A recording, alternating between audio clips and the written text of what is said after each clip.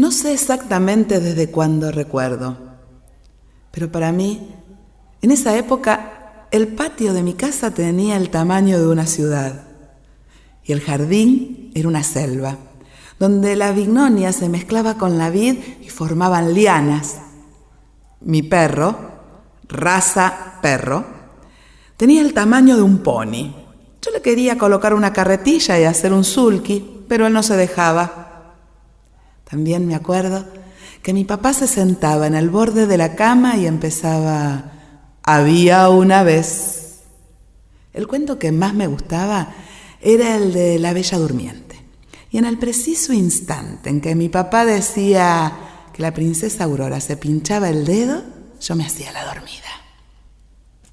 Mi papá se acercaba, me arropaba y decía: dulces sueños. A la mañana siguiente se acercaba y me daba un beso y me decía: a levantarse, bella durmiente, que ha llegado su príncipe. Y mientras yo me desperezaba, papá seguía con el cuento hasta que llegaba al y vivieron felices para siempre. Mi vida estuvo llena de cuentos, cuentos de princesas, hadas, príncipes, ogros. Mi abuela, cuando escuchaba, decía: ay, estos chicos van a vivir siempre en una nube. Y mi papá le contestaba con una sonrisa: tal vez sea mejor, suegrita. También me acuerdo cuando una vez me regalaron un Montgomery, esos sacos 7 octavos que tenían unos botones de madera alargados y capucha. El mío era de color rojo. Mi abuela, cuando lo vio, dijo: ay, desde tan chiquita poniéndole ideas políticas en la cabeza. Claro, yo no les conté. Mi papá era periodista y socialista. Para mi abuela, comunista. No, suegrita, es por Caperucita Roja. Y cuando me colocaba el saco, él, mientras me abotonaba, empezaba: había una vez una niña que vivía con su madre en el borde del bosque.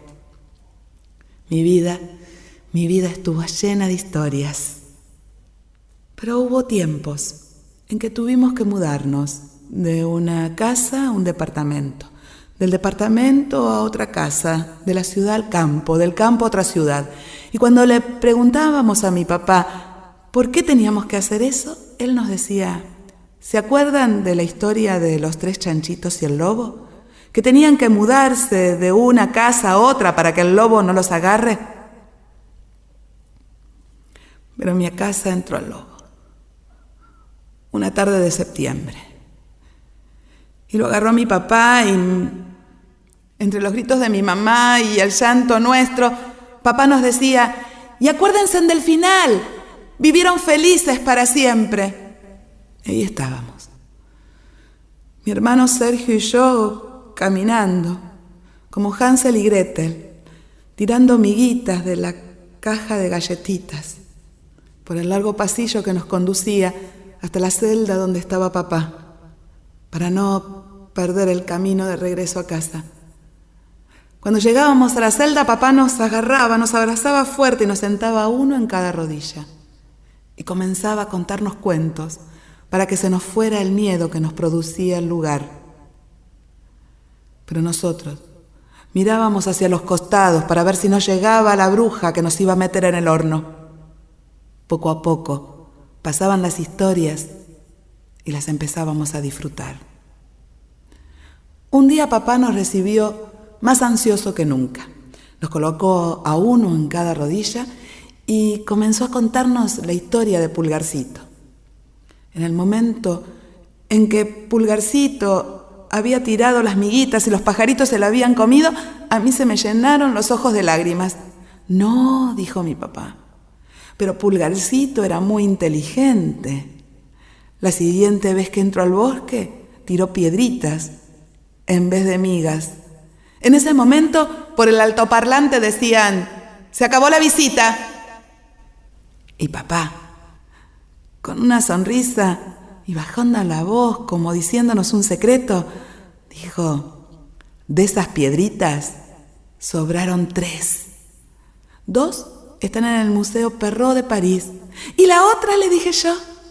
Y la otra la tengo yo, aquí, tomala. Y entonces yo tomé la piedrita y cerré fuertemente el puño. Y al llegar a casa, la coloqué debajo de mi almohada. Así mi papá podía encontrar el camino de regreso.